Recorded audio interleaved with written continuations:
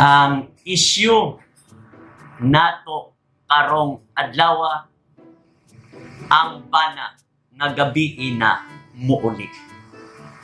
Si Carding usa ka bana nga walay adlaw nga muuli nga hubog o gabi na sad.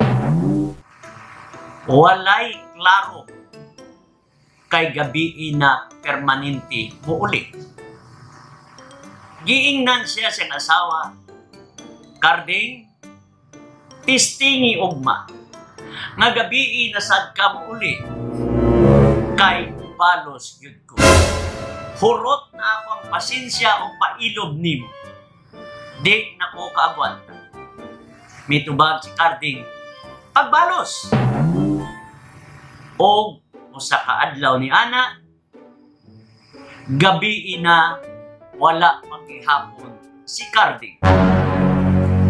O gihimo sa asawa, gitext niya ang iyang bana nga si Carding. Ang unod sa iyang text, Carding, ang sex magsugod karong alas 5 sa hapon. Muuli ka sa dili, madayon yun ni. Bahala ka.